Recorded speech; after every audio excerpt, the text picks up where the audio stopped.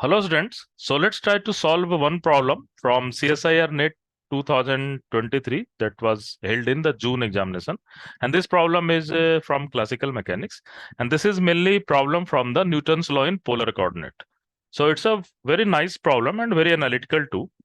So it is given the trajectory r is moving with the time is given r is equal to r naught e to the power beta t, where beta is some parameter. And it is also given that d theta upon dt is equal to omega, that is angular speed. And Vr is the radial velocity and Ar is the radial acceleration. So in this problem, what we have to do, we have to just try to understand what will be the nature of dVr upon dt and acceleration with respect to its parameter. Obviously, the parameter is beta and omega. So with respect to this, we have to see what is the nature of this thing, means when it is going to greater than 0 or smaller than 0, or it may be equal to 0. So this type of analysis is there.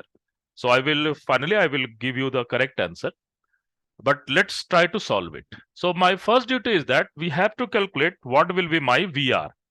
So we all know Vr is the radial velocity, and that can be written as r dot, and which will equal to r naught beta e to the power beta t. So this is my Vr, and once we want to calculate dVr upon dt, when we will go for dVr upon dt, that is nothing but d square r upon dt square, and from here we will get the value r square beta square e to the power beta t. So in this problem, r naught is positive and beta square will always positive irrespective of their sign. Beta may be positive and negative, but this thing is always greater than 0. So one thing will be always correct, that we have dVr upon dt must be always greater than 0. So this is one conclusion we can have. Once we will see the all four options, then we can reach up to this point. Now let's try to go for AR. So don't confuse this. AR is something like this, d square r upon dt square. AR is basically your r double dot minus r theta dot square. So here we will calculate r double dot. This is nothing but r double dot, and this value is equal to r naught beta square e to the power beta t minus r is equal to r naught, and we can write this particular r as r naught beta and e to the power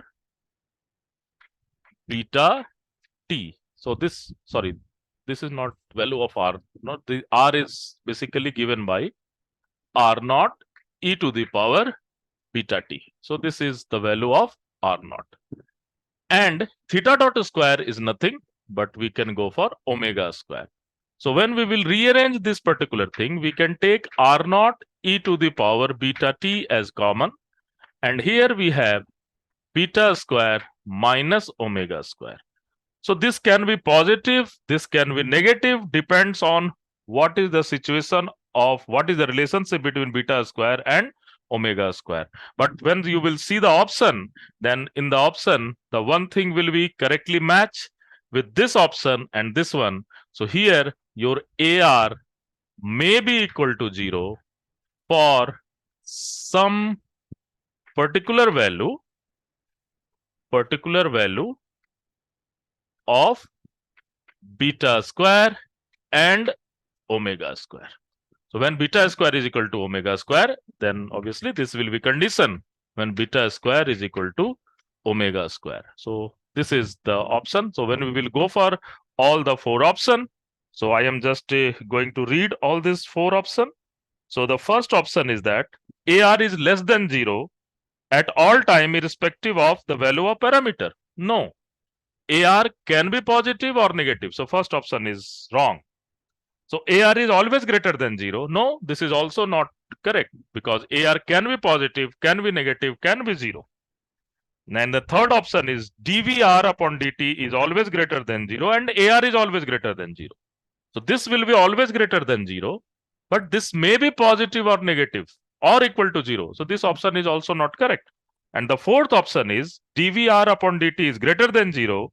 However, AR can be equal to 0 for some particular parameter. So yes, this may be correct. So my option 4 is the correct answer.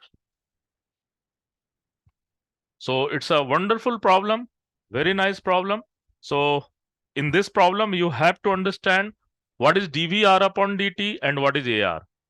So these two have two different things, and now you can easily analyze once you know what will be the nature of the motion in a polar coordinate and how you can write the equation of motion in a polar coordinate. Thank you.